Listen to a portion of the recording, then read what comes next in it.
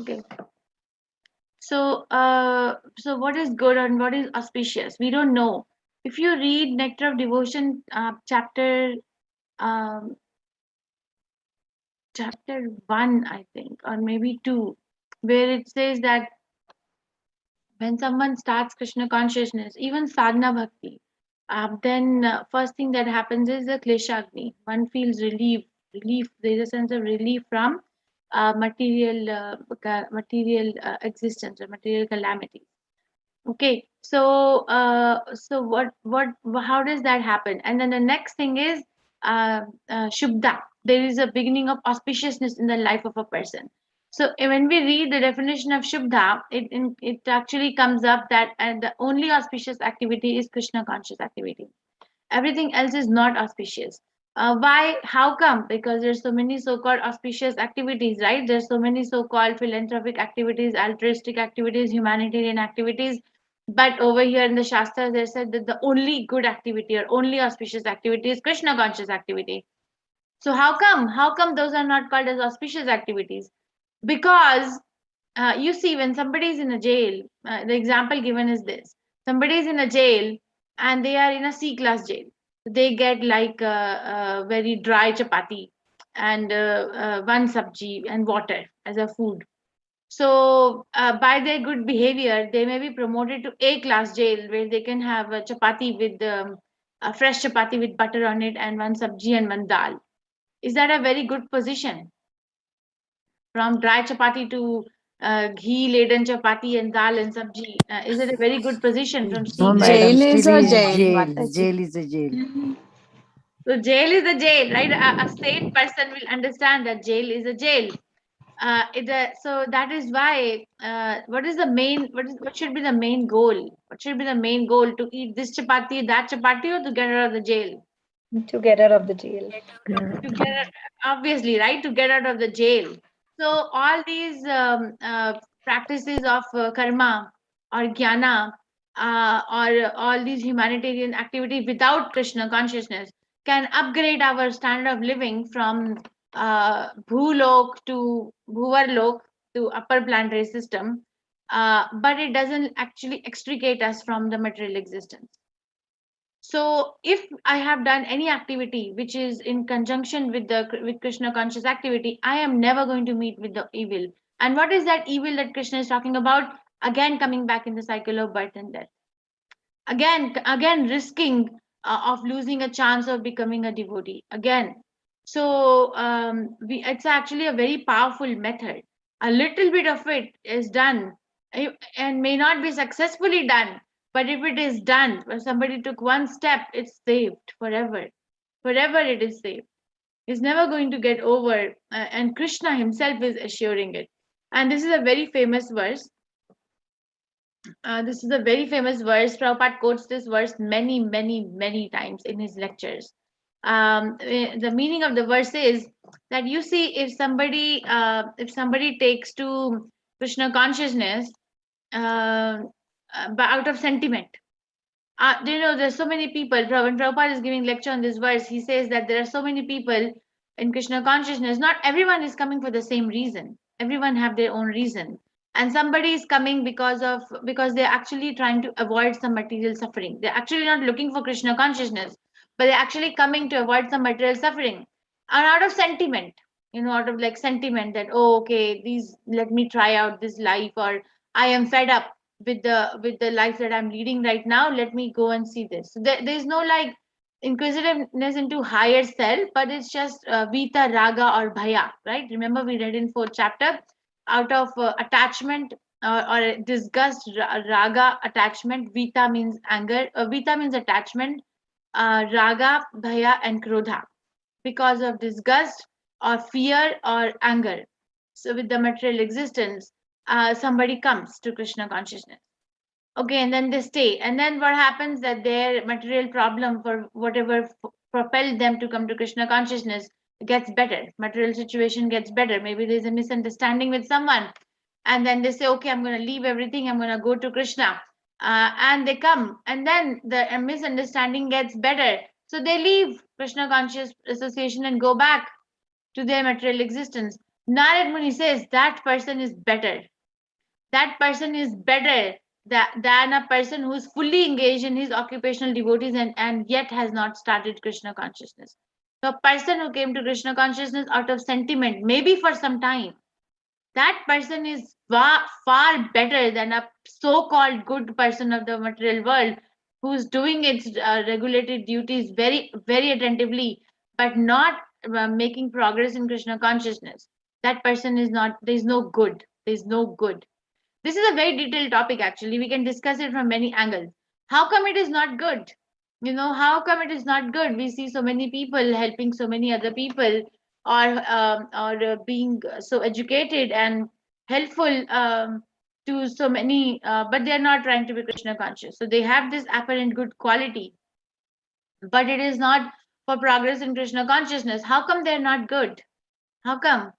So the answer, one of the angles you can discuss this point of view is because whatever goodness is coming in their behavior is actually the result of the karma, pious or impious, but it's a karma.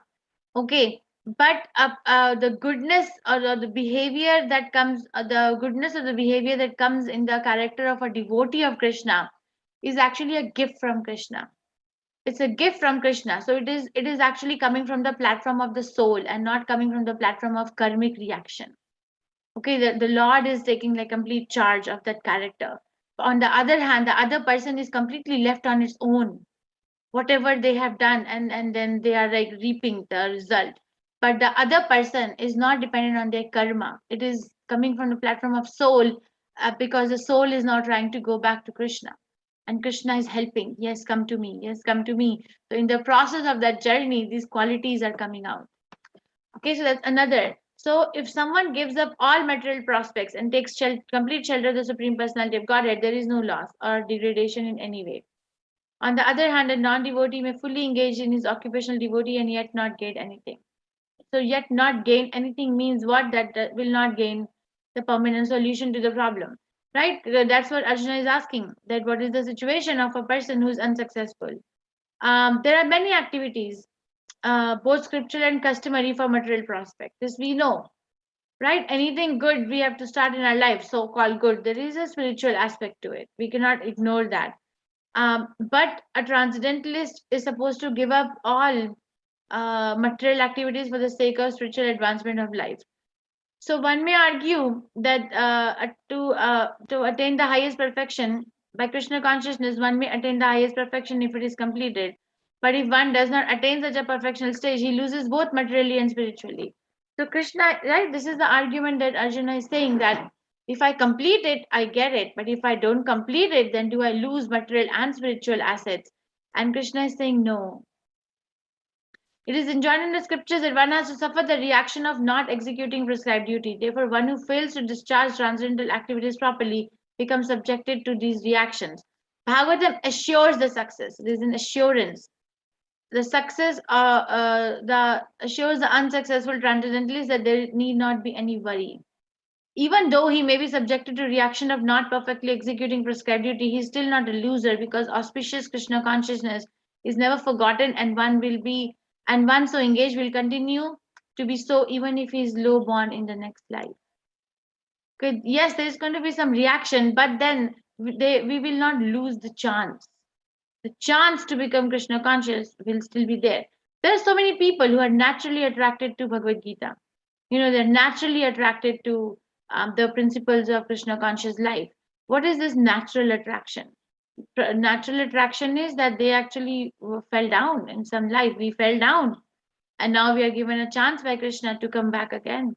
And there is this attraction. Not everyone gets attracted naturally. So we have to harvest that and cultivate that natural attraction. On the other hand, one who simply follows the strictly prescribed duties need not necessarily attain auspicious result if he is lacking in Krishna consciousness. The puppet may be understood as follows. The humanity is divided into two sections, the regulated and the non-regulated. Regulated and non-regulated is based on Aryan and non-Aryan society, right? Aryan society is somebody who is trying to make progress in Krishna conscious activity. Those who are engaged simply in bestial sense gratification without knowledge of the next life or spiritual salvation belong to non-regulative section, the non-Aryan. Non-Aryan means that they are not actually trying to become Krishna conscious. Even though one may be living in a city, even though one may be eating food in a very sophisticated manner, even though one may be very rich, even though one may be very scholarly in material education, but if they are not trying to become Krishna conscious, they are called non-regulated. Okay, and those who follow the principles of prescribed duties in scriptures are classified among regulated. Non-regulated, both civilized and uncivilized. See, both civilized and non-civilized, educated and non-educated. Prabhupada is considering everyone. They're all non-regulated. Strong or weak, are full of animal propensities. Their activities are never auspicious because enjoying animal propensities of eating, sleeping, defending, and mating, they perpetually remain in material existence, which is always miserable. Always miserable. But we still try to make this place happy, right? If somebody is situated in a A-class jail, then the C-class prisoner thinks that A-class prison is better. That's material world. Somebody who is sitting in one-room house thinks that four-room house is better. Somebody who's sitting in four-room house in one part of the world thinks that the four-room house in other part of the world, like America, Australia, or these places, is better because those houses are centrally temperature regulated. You see, those houses are bigger than the houses that they're. Money, what I'm trying to emphasize is that the mind goes on playing this game. But we actually never stop to think that that's not my real problem. My real problem is that I'm not supposed to die, but I'm dying. That is my real problem. Prabhupada was explaining, I was listening. You see, the suffering of the world is same for everyone. It appears that it is different, but it is same. He gave example that when a rich man is suffering from a disease and a poor man is suffering from the disease, the suffering because of the pain or the disease itself is felt on an equal level by a so-called rich man and by a so-called poor man. Right or wrong? Yes, Mataji. Right? Same So, perspective, yes. yes. Mataji. When you say that the person who is very rich, because they have so much money, they are feeling less pain from this particular disease than the person who is poor. No, Same the pain. pain is the It same. is the same. Pain is the same, and the trouble of taking birth is the same. Somebody says that my mother is very rich, and the fetus in the womb of that mother is feeling less discomfort than the fetus in the womb of a poor mother. Is it a very good logic to say that actually their suffering is less? Oh, no, Mataji. Oh, no, No, Mataji. It is the Not. same. Absolutely Same not. suffering. Same. Yeah. So this is all an imagination that this particular person is better situated than that particular person. Because we look at we look at something which we lack, and then when we acquire what we lack, then we look at something else what we lack. It never stops. It doesn't stop. It is always miserable, right? Miserable. Why it is miserable? Because first of all, it is going to lead to death. Second, there is no satisfaction. Satisfaction means that we stop looking. I'm satisfied. When we are eating food, okay, when the stomach is full, the heart is satisfied. Do we are we attracted to some other food stuff, even though there may be a big platter in front of us, or we say, okay, I can't have even one more bite now? What do we say? Enough. Yeah, we Enough. satisfied. Enough. Enough. Yeah. Enough, right? Enough. So that's satisfaction. No matter what is present in front of me, I can't have it. I'm done. I'm fully satisfied. But then this particular kind of life does not lead to any satisfaction. And because there is no satisfaction, we are always in misery. Misery, I want more, I want more, I want more. Okay, so these are non-regulated, and we are running and rushing towards that civilization, and we are actually teaching our dependents also to live like that. This is a very miserable situation. And if somebody has a family member who is educated, who lives in a foreign country, that family member becomes very proud that, okay, now I have people who live far away who are so educated, who are so this. Where is this pride coming from? Where is this pride? Why is this pride coming, and where is this pride coming? Well, okay, you promoted your family member from a class prison to a A-class prison. What's the big deal about it? What's the big deal? Tell me, have you stopped the cycle of birth and death for them? Have you stopped that? Then we can be proud. But if you haven't stopped, It's the and same promoted them- everywhere. so if you have promoted them from a C-class prison house to a A-class prison house, what's the big deal? What's a big deal? There is no big deal. You see, Shastras and real, these are the places where our pride is sitting. Where we become very proud. You see, you're suffering, and my person, my family member has gone there. They're not suffering. What you are suffering in India, you don't have centrally AC house, and it is so hot outside. See, my family member is sitting in the foreign country, and they have a centrally operated, temperature regulated home. What's the big deal? The big deal is that you don't allow your dependent to have another material body. They go to Krishna. Okay, they go to Krishna. That's a big deal. Everything else is not a big deal. That is why we are not interested in associating with such people. We are not interested. There is no interest. Only interest is, can you help me to become Krishna conscious? Okay, very nice. Now we have been promoted to a centrally regulated, temperature regulated home. Then can I become now Krishna conscious? Now that my body is not suffering, can you can you chant 16 rounds now? That's a success. You wanted this, now you got it. Now can you become Krishna conscious or not? Okay, so those who are then following the path of auspiciousness can be divided into three sections. Followers of scriptural rules and regulations who are enjoying material prosperity. Those who are trying to find out the ultimate liberation from material existence, and those who are devotees of Krishna. So, followers of scriptural rules and regulations who are enjoying the material prosperity are further divided into two classes. One is a karmi class who actually do dharma for sense gratification, and that's it. You know, I do some demigod worship, puja, because I want something. Okay, and then and so I want something. The driving force behind that puja or that regulation is that I want something. That is karmi class, which is a little better beggar, knows how to beg and where to beg from. There's nothing glorious about it either. Okay, but then there are those fruity workers. There are those who are fruity workers and those who desire no fruit for sense gratification. Those who are after fruitive results for sense gratification may be elevated to higher standard of life even up to the standard of higher planets. But still, because they are not free from material existence, they are not following the truly auspicious path. The only auspicious path for a living soul. Only auspicious path are the activities that lead one to liberation. Any activity which is not aimed to ultimate self-realization or liberation from material bodily concept of life is not at all auspicious.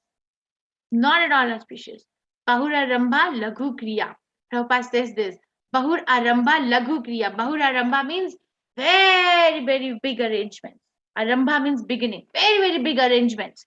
The material people, if they have to do some puja or some ceremony, some religious ceremony, the arrangements are very, very elaborate. Right? But Laghu Kriya. Laghu means small. Kriya means activity. But the activity is so small. What is the activity? That I want to gratify my senses? If I am eating in a plastic plate, I want to eat in a silver and gold plate. That's what they want. So it's a Bahuraramba Laghu Kriya. Activity in Krishna consciousness is the only auspicious activity. And anyone who voluntarily accepts all bodily discomfort for the sake of making progress on the path of Krishna consciousness can be called as a perfect transcendentalist under severe austerity. And because the Eightfold Yoga system is directed toward ultimate realization of Krishna consciousness, such practice is also auspicious. And no one who is trying his best in this matter need fear degradation. So, if we take to Eightfold Yoga system for ultimate realization of Krishna consciousness, that's auspicious. If we take to Karma Yoga, so that ultimately I can realize Krishna, that's also auspicious. If I take to Jnana Yoga, so that I can become Krishna conscious, that's also auspicious. But they are very slow. That we will study later. They're very slow. The progress is very, very slow because there is so much of a karmic burden. And even if somebody takes to Krishna consciousness, we see that their progress is very, very slow, or my own progress is very slow. Probably because there is some prarabdha, some karma is blocking me from going ahead. Krishna consciousness is actually not dependent on anything. Actually, it is not dependent on anything but my own desire. And if my desires I'm not getting aligned with the philosophy of Krishna consciousness, I still have desire to not to eat Krishna prasadam, I still have desire to not to chant 16 rounds, then I'm actually suffering from a burden of my karmic reaction. Actually, it's a suffering that I don't have a desire. I'm suffering. But Maya is so clever that it actually chocolate coats the suffering, and it looks like it's not a suffering. It looks like that I'm trying my best. But how are you trying your best if you haven't moved an inch, or if you haven't really made a progress of regulating this rules and regulations, living in the association of devotees for so long? Anyhow, that person is still better than a karmi, 100% karmi. They are also karmi, but maybe like 50% karmi, 50% devotee, something like that. We are doing karma mishra bhakti, or yoga mishra bhakti. You see, then Krishna is far away. Krishna is far away. Krishna is not so easy to achieve. He is far away. And if my aim is something other than Krishna, Prabhupada said, even if I have one desire to enjoy this material world, I will get another material body. Material body means that I have desires which are not in alignment with Krishna consciousness. You see, if we see somebody behind the bars in the jail, it automatically means, right, that that person has done something which is against the laws, right? Yes, Right? Mataji. Yes, Mataji. Automatically means Yes, that this Mataji. person has done something wrong. That's why they are in the jail. So the very fact that we are sitting in this world, the very fact that I have a material body, means that I have done something which is against the injunctions of Krishna consciousness. Now, stop doing it any further. Now, take it like as soon as it is available. Just take it, understand it from all angles, and take it. Don't delay anymore. If we delay, then we will be lost again. Even though Prabhupada says, Krishna says, Prabhupada also says, but don't risk for another life. There's a risk, right? Where let's say, where I know that we will not get another animal life. That I know, 100%. But okay, we'll get another human life. But what if we don't get a human life in the devotee family? Then the Krishna conscious journey will be slowed down again, right? What if we get a demigod body and we go to heavenly planets and there is so much of enjoyment, then we get distracted again. Then there's a distraction, right? Then it slows down again. It will never be lost, but it can be slowed down. So it's a very fearful situation to be in, a very, very fearful situation. I don't want to lose this chance of becoming Krishna conscious and going back to Krishna. Mataji, you want to read? Any questions about verse 40? If you have a question about verse 40, Neha, you have a question? No, I Neha? wanted to read. Okay. Anybody has a question about verse 40? So it's a very, very powerful verse. 42 is also a very powerful verse. 42 is a verse that is discussed in Bhakti Shastri from very different angles. Prabhupada is going to give us an insight about a lot of things in last verse of this chapter. So this verse, understand that there is no destruction in this path of Krishna consciousness in any part or any nook and corner of the whole world. Okay, understand that the only auspicious activity is Krishna conscious activity. Understand that there are people who are living the regulated and non-regulated life, and regulated non-regulated life includes a person who's living a life which is not in conjunction with Krishna consciousness. Understand that my only way to be fully happy and satisfied is Krishna consciousness. There is no other way. Understand which section do I belong to. And if I see myself that I belong to karmic section, then elevate yourself, pray and practice and go ahead. You see, there's a saying that falling down is not a failure, but staying down is a failure. So somebody is practicing Krishna consciousness and then they fall down from the practice. That's not a failure, but to stay in that platform of fall down is a failure. So don't be a failure.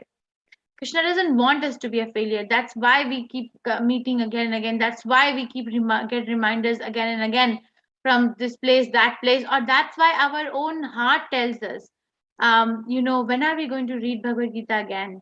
These are all like reminders that go ahead, like just do it. And there is nothing that can impede or check this progress of Krishna consciousness other than my own desire. Even the biggest karmic reaction cannot check the desire of the jiva. Okay, it's a biggest karmic reaction may slow down. Let's say that somebody gets a disease and they can't now get up from the bed. They can't pick up the chanting beads. So it's apparently slowing down. But Krishna consciousness is so powerful that if you still have that desire in the heart that I want to go to Krishna, in that state of life also, we'll be able to practice Krishna consciousness. It's not dependent. So let's not get slowed down. Okay, the material life is very hard. It's very hard. The whole civilization is aligned to elevate from C class jail to A class jail, but that's a jail. It's just a jail. There is Prabhupada was listening. He said, "You see, there is spiritual world. People think there is no spiritual world," and he gave example that there are so many people who want to visit countries like France, America in their lifetime. They want to go and see that. Let me go and see at least once that what is happening in those countries. Like so, they want to go and see because they know that there are countries like those. So like that, there is a spiritual world. Why don't you have a desire that let me go and see what is happening over there? Like you have a desire to go to another more so-called developed country and see what is happening there. How is the life there? Where nice parks are there, nice houses are there, very beautiful people are there, so much money is there. You have a desire to go there. Like that, spiritual world is also there. That's why you have to hear Prabhupada. Okay, Neha, Hare Krishna, I can unmute. Hare Krishna.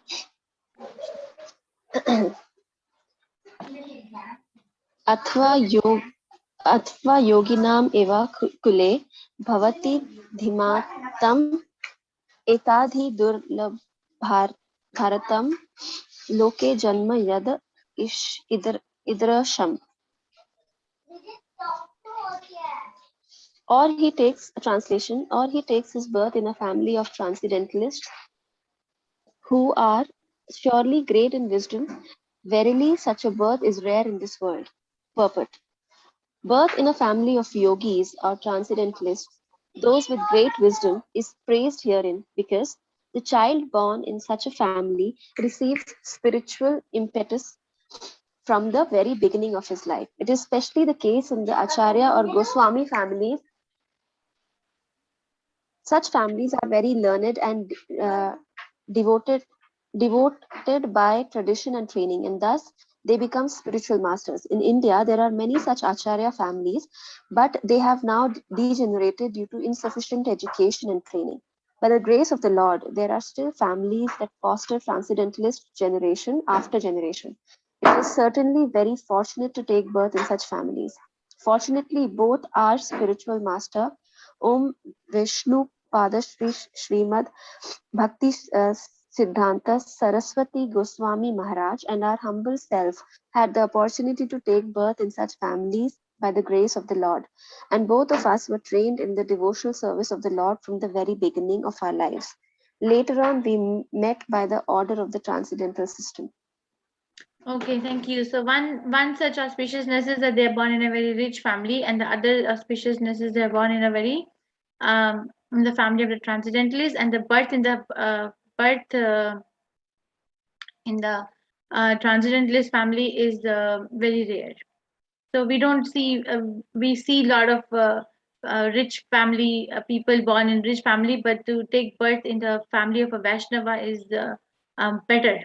Is a privilege. The Supreme Personality of Godhead himself is saying that this birth is very rare. Verily, such a birth is very rare. Is rare in this world. But it is a better birth to be born in a family of a devotee where the person can start Krishna consciousness from the very time of their birth. Okay? Thank you. There are 47 verses in this chapter, not 42. Vijanti Mataji, go ahead. Tatratam buddhi samyogam. Hare Krishna Mataji. Tatram tam buddhi sayogam labate paurvadehikam yatato cha tato bhuyaha samsiddhau purunandana. Translation. On taking such a birth, he again revives the divine consciousness of his previous life, and he tries to make further progress in order to achieve complete success. O son of Puru, purport. King Bharata, who took his third birth in the family of good Brahmana, is an example of good birth for the revival of previous transcendental consciousness. King Bharata was the emperor of the world, and since his time, this planet is known among the demigods as Bharatavarsha. Formerly, it was known as Ishvaratra Varsha. Ilavrata Varsha. The emperor at an early age retired for the spiritual perfection but failed to achieve success. In his next life, he took birth in the family of a good Brahmana and was known as Jada Bharata because he always remained scheduled and did not secluded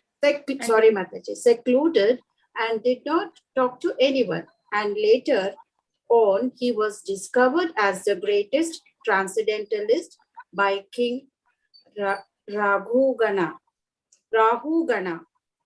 From his life, it is understood that transcendental endeavors or the practice of yoga never go in vain. By the grace of the Lord, the transcendentalist gets repeated opportunities for complete perfection in Krishna consciousness. Hare Krishna, Thank you. Mataji. Hare Thank you. Krishna. So see, the Krishna gives us the opportunities again and again.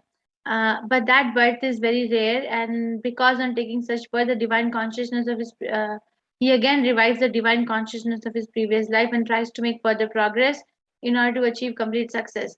That kind of a parent who is who themselves are trying to become Krishna conscious knows what is the ultimate auspicious path for their child. They know. They'll not confuse the child because they themselves are not confused. We only give to our children what we have. So if our children are confused, then somewhere it is a reflection of my confusion. Somewhere, not 100% because they have their own karmic baggage as well, but somewhere, a little portion of it, at least when they are young, it is it's a reflection of our confusion in their life. So, but Vaishnava family, Vaishnava parents are aware. They're aware that this person, this soul has taken birth in my family as my child, but actually it belongs to Krishna. So might as well help that soul to go back to Krishna. Okay, there are many angles in this verse. I don't want to bring it up, but one angle is King Bharata. So he was in the Bhava Bhakti platform, right? There are three kinds of bhakti. One is Sadhana Bhakti, then Bhava Bhakti, and then Prema Bhakti. So he was on the Bhava Bhakti platform. So from Bhava Bhakti platform, he fell because he got attached to a baby deer, doe, right? So and then he had to take a birth again as a deer, and then he remembered as a deer that why he became a deer, and then he took birth as Jada Bharata. Jada means mad. So mad Bharata. Mane he was living as if he's a mad person from externally because he wanted to not lose his time and cultivate Krishna consciousness from within. So he had to take three births to come to the level of Prema Bhakti. And our situation is thus such that we are still not in the Sadhana Bhakti platform perfectly. So imagine how much difficult it is. But it can be simplified. Anything is possible in one life. Anything is possible in Krishna consciousness. But how much serious we have to be. We have to be very serious. Prabhupada writes in the beginning of Bhagavad Gita, in the preface of Bhagavad Gita, if you read the last paragraph of the preface of Bhagavad Gita, Prabhupada writes there that by this humble attempt, even if one person becomes a pure devotee of Krishna, we will consider our endeavor as success. So one pure devotee, to make one pure devotee, Prabhupada gave so many literatures. So much he gave to us to make just one. So he knows that pure devotional service to Krishna is extremely rare. But that doesn't mean that we will sit with our hand on hand saying that, oh, it's extremely rare, so I'm not gonna get it anyway. That rare can be you. Okay. Shirisha Mataji, verse number 44. Yes, Mataji. Hare Krishna. Hare Krishna. Purva. The voice is not coming. Hello. Is it clear, Mataji? Ah, Okay. पूर्वाभयासेन तेनैव क्रियते ह्यवस्योऽपि सः जिज्ञासुरपि सुरपि योगस्य शब्दब्रह्माति वर्तते. हरे Krishna. Translation: by virtue of the divine consciousness of his previous life, he automatically becomes attracted to the yogic principles even without seeking them. Such an inquisitive transcendentalist striving for yoga stands always above the ritualistic principles of the scriptures. Purport: advanced yogis are not very much attracted to the rituals of the scriptures, but they automatically become attracted to the yoga principles, which can elevate them to complete Krishna consciousness, the highest yoga perfection. In the Srimad Bhagavatam 3.338, such disregard of Vedic rituals by the advanced transcendentalist is explained as follows. Ahobata bata swapacho to gariyan yajji yajjiha pagre vartate nama tubhyam tipustapasti juhuha sanur arya brahmanuchur nama granati yeti. Hare Krishna. O my Lord, persons who chant the holy names of your Lordship are far advanced in spiritual life, even if born in families of dog eaters. Such chanters have undoubtedly performed all kinds of austerities and sacrifices, bathed in all sacred places, and finished all scriptural studies. The famous example of this was presented by Lord Chaitanya, who accepted Thakur Haridasa as one of his most important disciples. Although Thakur Haridasa happened to take his birth in a Muslim family, he was elevated to the post of Namacharya by Lord Chaitanya due to his rigidly attended principle of chanting 300,000 holy names of the Lord daily. Hare Krishna, Krishna Krishna, Hare Hare, Hare Rama, Rama Rama, Hare Hare. And because he chanted the holy name of the Lord constantly, it is understood that in his previous life he must have passed through all the ritualistic methods of the Vedas known as Shabda Brahman. Unless, therefore, one is purified, one cannot take to this principle of Krishna consciousness nor become engaged in chanting the holy name of Lord Krishna. Hare Krishna, Hari Bol. Thank you very much. So nice, right? This is what I was saying, that some people are naturally attracted to the principles of Krishna consciousness. So that natural attraction is a reminder from the Supreme Personality of Godhead in the heart that you are ready now. That even without anyone striving or telling them, they naturally want to attend Krishna consciousness. There's so many in Gitanagari. Actually, there's so many animals. There's a peacock which always stays outside the temple hall. There are so many peacocks in Midanagri, more than 40, but only this particular one stays outside. Then there are so many other animals, so many cows. We see that. We see there's a cat which always stays with devotees. It's a 350-acre farmland, and there's so many wild animals. But then there's these 2-3 animals which are always with devotees. They just don't want to leave. Even if we want to shoo them away, they still come back. They still want to eat Krishna Prasadam. They are not interested in the cat food. If you give them a cat food, you can see that they don't want to eat. So even in animal life, we see that there are some devotees in animal body also that they are not interested in anything other than Krishna consciousness. So Krishna has given them a chance, given them a place in the dham. Like that, we also have a chance. Wherever we are situated in our life, by our karmic reaction, wherever, we all have equal chance. The chance is equal. It's like a sunlight. You see, the sunlight, we cannot say that sunlight is partial to the house of a brahmana and it is partial to the house of a chandala or a dog eater. Can we say that sun says I'm going to shine more in the house of a brahmana and shine less in the house of a chandala? No. Does the The sun is same to all. Same. So Hare Krishna Mahamantra is same. It's equally available. The chance is equally available to each one of us. Now it is up to us. How much are we open to it? Okay, because relationship with Krishna or with anyone is like a dance, right? So the other person does their dance step. Now you have to take your dance step. This is your chance now. The ball is in your court. You have human form of life. You have ability of a tongue to chant. You have ears to hear. You have hands. you have intelligence, you have everything is given. Everything is there. Okay, but then why are you not doing it? It is even not even dependent on the karmic reaction. See, this particular verse refutes the karmic reaction. Dependence of karmic reaction, dependence of bhakti on the karma. It's refuting it, because a person is born in a family of a dog eater means that they are actually ripening up the bad karma. Right? That's why they're born in the family of a dog eater.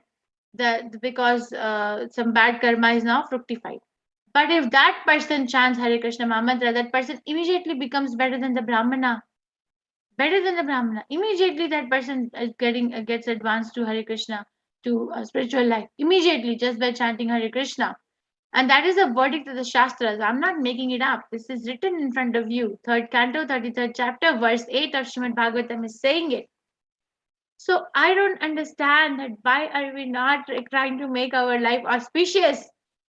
It is our responsibility to make my life auspicious. Like, it is our responsibility to go to educate ourselves, to upkeep ourselves, to work in a proper place, to earn money. Right? The responsibility to live as a civilized person of the nation, to pay taxes, to pay bills is responsibility. Like that, this is also a responsibility. Become Krishna conscious. Yes. Everything else will fall in place. Yes, Mataji. If we wait for some time, some people wait. I don't. The time has to come, but the time has died. The time may come after many lives, and then they have this pride that okay, then maybe after many lives I'll become Krishna conscious. That's a very risky situation. When you have a chance right now in front of you, why are you not taking that chance right now? Why? What is there? Prabhupada says this: trust no future, no matter how appealing it looks. Trust no future. This is what you have right now. That mind business, that's a mind. Today you do this, tomorrow you'll do that. That's a mind business, weakness of the mind. And the weakness of the mind is a result from anarthas in the heart. Anarthas, unwanted things, unwanted propensities which are there in the heart, leads to a weak mind. The unwanted propensities. The Shastras shout and tell, and all the acharyas from all bona fide paramparas say the same thing at the end of the day, that don't waste your life. Pita Mataji, please go ahead. Verse 45. Yeah. प्रयत्नादितमानस्तु योगी संशुद्ध किल्बिषा अनेक जन्म संसिद्ध ततो याति पराम गतिम. But when the yogi engages himself with sincere endeavor in making further progress, being washed of all contamination, then ultimately, after many, many birth of practices, he attains the supreme goal, purport. A person born in a particular righteous, aristocratic, or secret family becomes conscious of his favorable condition for executing yoga practice. With determination, therefore, he begins his unfinished task, and thus he completely cleanses himself of all material contamination. When he is finally free from all contamination, he attains the supreme perfection, Krishna consciousness. Krishna consciousness is the perfect stage of being freed of all contamination. This is confirmed in the Bhagavad Gita. Yesam Tattva Gatam Papam Jananam Punya Karmanam Te Dvandva Moha Nirmukta Bhajante Mam Dridavrata. After many, many births of executing pious activities, when one is completely freed from all contaminations and from all illusory dualities, one then becomes engaged in the transcendental loving service of the Lord. Hare Krishna. Thank you very much.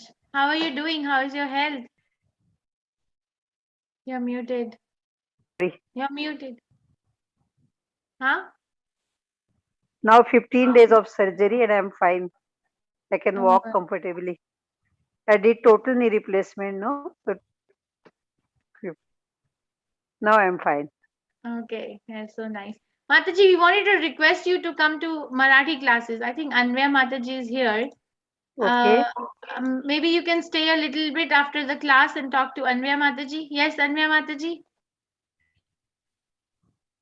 Anvya Mataji, you can unmute yourself. Okay, maybe just stay a little longer after the class is Okay, over. okay, no Okay, problem. Hare Krishna. Okay, Yes, so Mataji. okay, we can I'll talk to her stay after the back. class. Yes, yes. Okay. Okay, thank you.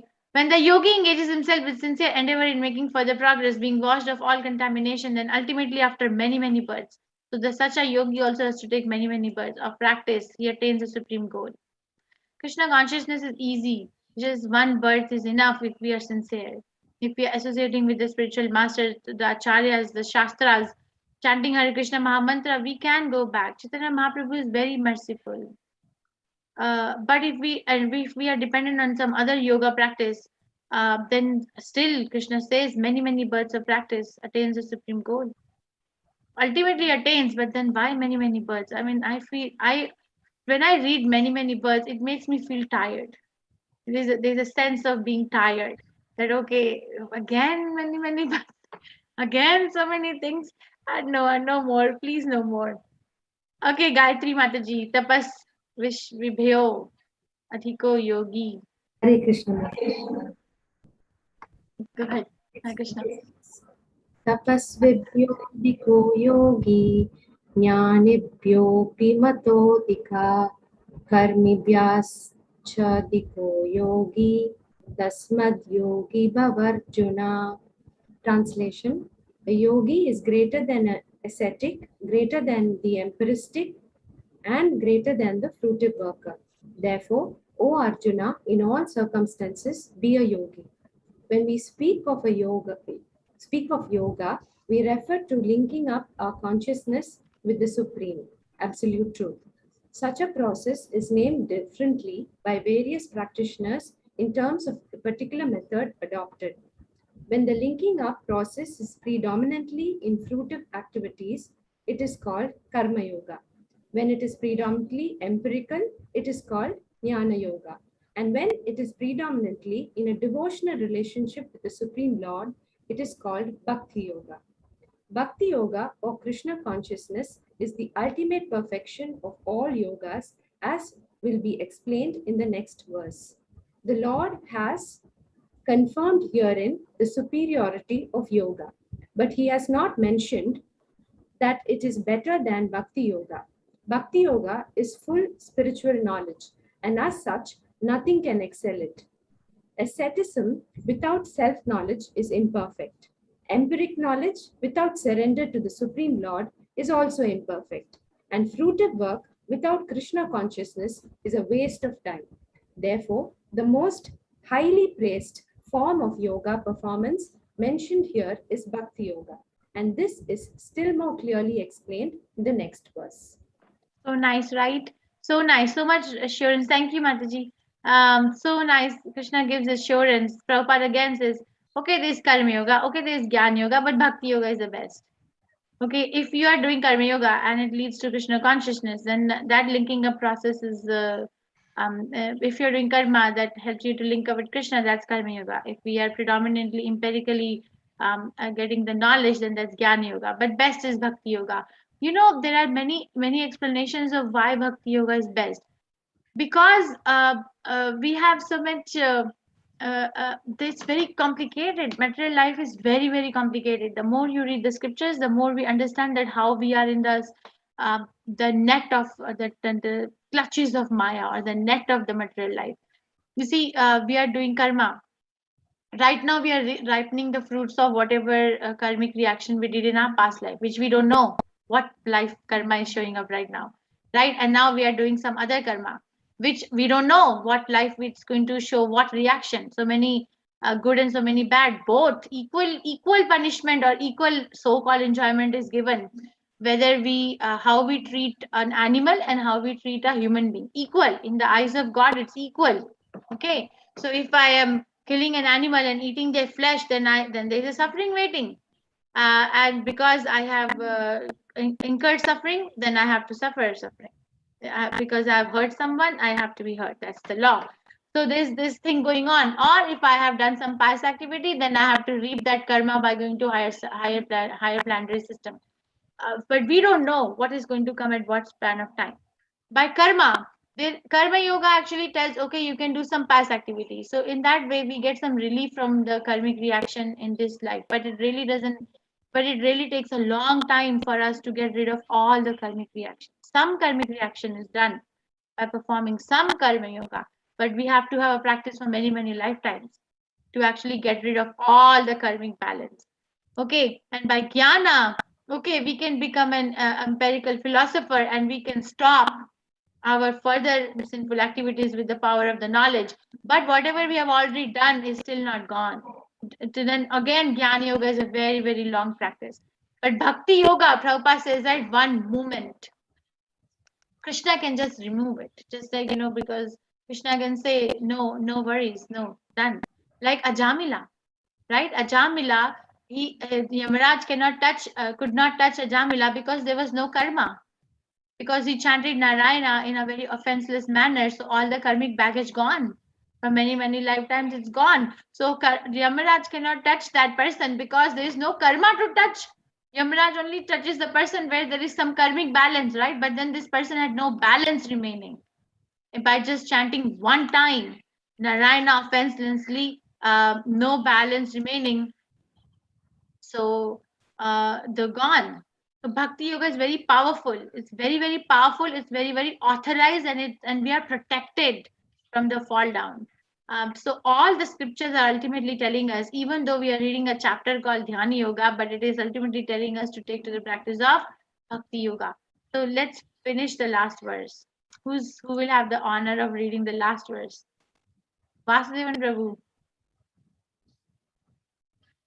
I see you're unmuted. Okay, go ahead, Prabhu.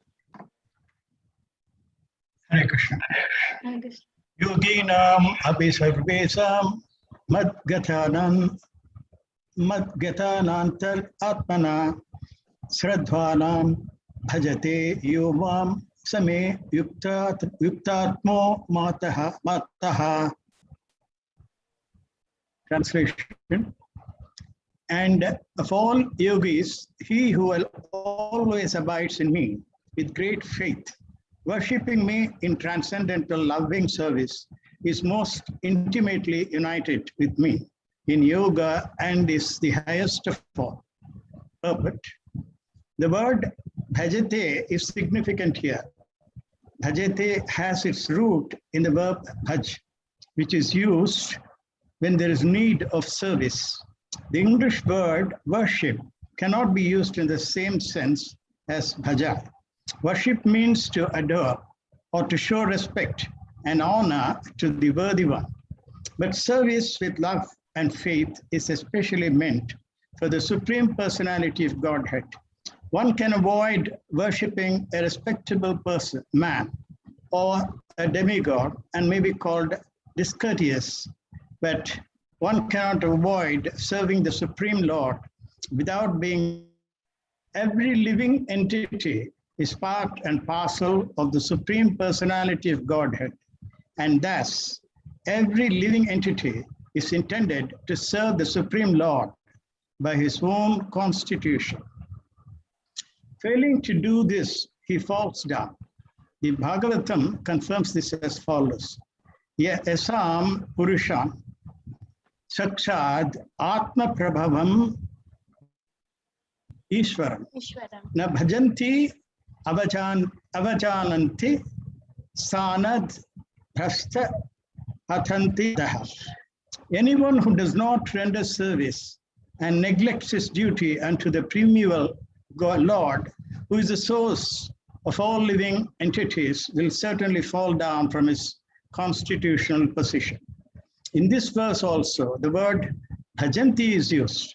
Therefore, bhajanti is applicable to the Supreme Lord only, whereas the word worship can be applied to demigods or to any other common living entity. The word avajananti used in this verse of Srimad Bhagavatam is also found in the Bhagavad Gita.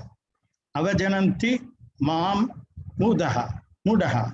Only the fools or rascals deride the Supreme Personality of Godhead, Lord Krishna.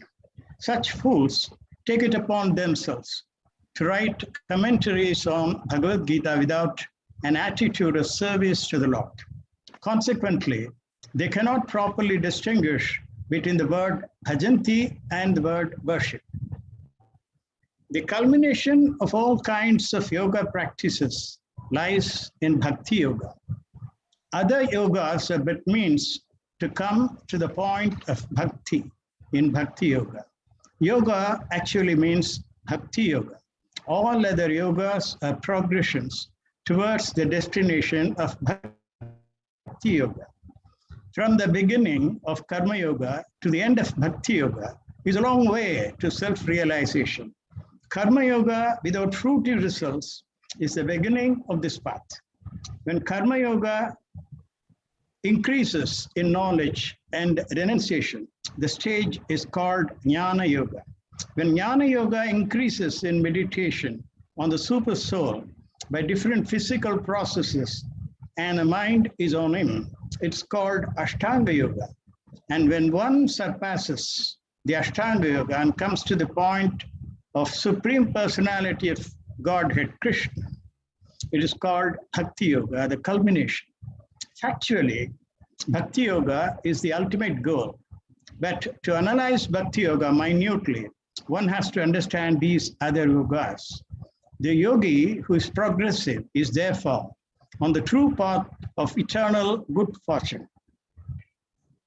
One who sticks to a particular point and does not make further progress is called by that particular name, Karma Yogi, Jnana Yogi, or Dhyana Yogi, Raja Yogi, Hatha Yogi, etc.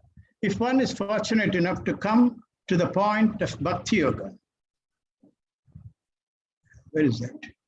It is to be understood that It is to be understood that he has surpassed all other yogas. Therefore, to become Krishna conscious is the highest stage of yoga. Just as when we speak of the Himalayan, we refer to the world's highest mountains, of which the highest peak, Mount Everest, is considered to be the culmination. It is by great fortune that one comes to Krishna consciousness on the path of Bhakti Yoga to become well situated according to Vedic direction. The ideal yogi concentrates his attention on Krishna, who is called Shama Sundara, who is as beautifully colored as a cloud, whose lotus-like face is as effulgent as the sun, whose dress is brilliant with jewels, and whose body is flower garlanded. Illuminating all sides is his gorgeous lustre, which is called Brahmajyoti. He incarnates in different forms such as Rama, Nrsimha, Varaha, and Krishna, the super personality of Godhead. And he descends like a human being as the son of Mother Yashoda. And he is known as Krishna, Govinda, and Vasudeva. He is a perfect child, husband, friend, and master. And he is full with all opulences and transcendental qualities. If one remains fully conscious of these features of the Lord, he is called the highest yogi. This stage of perfection in yoga can be attained only by Bhakti Yoga, as is confirmed in all Vedic literature. Yasya deve para bhaktir yata deve tata ghara. Tasyati kathita hi artaha prakashante mahatmanaha. Only unto those great souls who have implicit faith in both Lord and the spiritual master are all the imports of Vedic knowledge automatically revealed. Bhaktir asya bhajanam tadiha mutro padi nairasyena musmin manaha kalpanam yatad eva naiskarmyam. Bhakti means devotional service to the Lord, which is free from desire for material profit, either in this life or in the next. Devoid of such inclinations, one should fully absorb the mind in the Supreme. That is the purpose of Nishkarmya. These These are some of the means for performance of bhakti or Krishna consciousness, the highest perfectional stage of the yoga system. Thus ends Bhaktivedanta purports to the 6th chapter of Srimad Bhagavad Gita in the matter of Sankhya Yoga, Brahma Vidya. Thank you. Hare Krishna. Thank you. So nicely read. Thank you. So Krishna is himself saying that the best of all the yogis, that Gyan Yogi, Karma Yogi, or Bhakti Yogi, the best is a person who is always, the word always is used. Abiding me in great faith. With great faith, worshipping me in transcendental loving service is most intimately united with me in yoga and his highest of all. So Prabhupada is explaining that English version of the word bhajate is worship, right? It's renders transcendental loving service. So Prabhupada is equating that that's not really like the essence of the word. Worship, we can worship someone. We can worship means adore or respect or honor, but we cannot show devotion to someone. There's a difference between worshiping someone and showing devotion to someone. So the devotion is only for Krishna, but we can show respect or adore to other persons who are connected to Krishna in some way or other and are on a higher post than us. But we cannot be devoted to them because that's not the highest platform. Okay, and they themselves know that. Actually, they themselves know that too. And every living entity is part and parcel of the Supreme Personality of Godhead. As every living entity is intended to serve the Supreme Lord by his own constitution. Okay, by his own constitution. This is a very powerful verse, that by his own constitutional, we are made like that, that it is natural for me to serve Krishna. It is natural. It is not unnatural. It is not speculation or a hard work that, oh, I have to now chant Hare Krishna. Oh, that is in the beginning, it feels like that. But if you keep on chanting, keep on chanting, keep on chanting, it becomes a natural part of the existence that I'm supposed to do it. There's no question of not doing it. You cannot tell me that don't chant today Hare Krishna Maha Mantra. Not possible. So we come to that platform.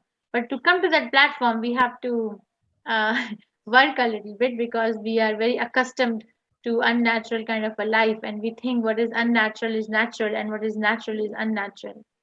But that's not correct.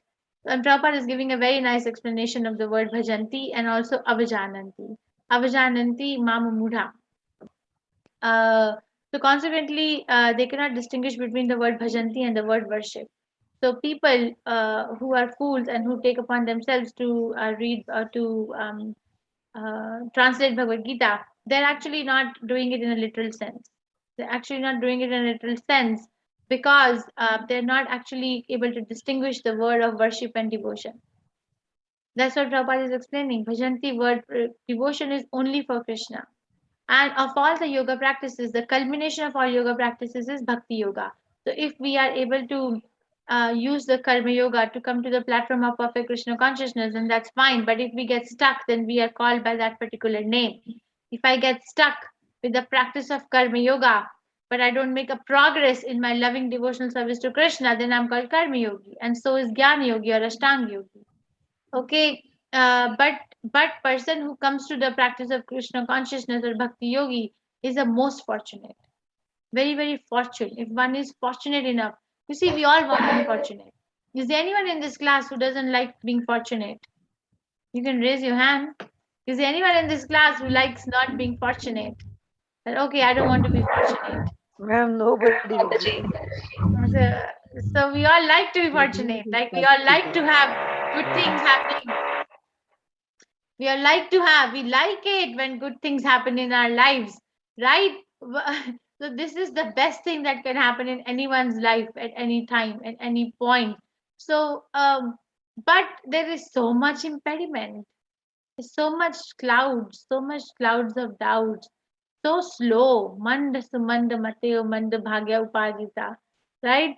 Very slow, memory short-lived, live for less amount of time, don't know when it's going to be the last moment. But even with that, all those as Pitana Devakrishna Galer Dosha Nidhi Rajan, even with so much of Nidhi, Dosha Nidhi, so much of defects in this age, Kale Doshandi Rajan Asti Eka Mahan Guna. There is only one Mahan Guna, one Mahan Guna. What is that? Kirtana Deva Krishnasya. So Kirtana Deva Krishnasya. So Kirtan of Krishna, Mukta Sangha Parambraje, can relieve us from the suffering. Okay, and this is what an ideal yogi is going to meditate on. The Sham Sundar form of Krishna Prabhupada described. So that is the perfection of yoga. And if I have, and this is a very important verse, that one need not have to go on reading a lot of scriptures and lot of books, but do what? Only onto those souls who have implicit faith both in the Lord and the spiritual master are all the imports of Vedic knowledge automatically revealed. So automatically it's a knowledge of revelation by our degree of faith. So we are, the three levels of devotees, Uttamadhikari, Madhyamadhikari, and Kanishthadhikari. They are all divided into three adhikaris based on faith and knowledge, right? So as my faith increases, then we actually, our adhikar in devotional service increases. So it's a matter of faith, and faith is solidified by the association of devotees. We cannot do it alone. We are not that strong. How many of you think that you need nobody and nothing in your life to become Krishna conscious? Nobody, nothing. You can be Krishna conscious on your own, by your own endeavor. No guru, nothing. How many of you No, think Mataji, we No, need we want association. guru, we need not association, association, devotee. and need? Devotees. Very nice. So it's a need, it's not a want, it's a need. Want is something can be taken as a luxury, but need is something which is very basic. So it's actually a need, it's a basic need of the soul, that please give me your association so that I can chant Hare Krishna Maha Mantra with a lot of faith in my heart. When we are not associated with devotees, we feel tired, right? And when we associate with devotees, we feel enriched and cultivated. Okay, so this is the verdict of this chapter, that even though the chapter is about Ashtanga Yoga, but the highest perfectional stage of of yoga system is Bhakti Yoga. And from next week, we will start the chapter 7, which is the first chapter of Bhakti Yoga. So from chapter 7 to 12 is only discussion about Bhakti, pure devotional service. Very, very nice chapters. Okay, thank you for finishing the chapter. And we can take up some questions if for another 5 minutes, if you have any questions. Does anyone has any questions? You can raise your hand.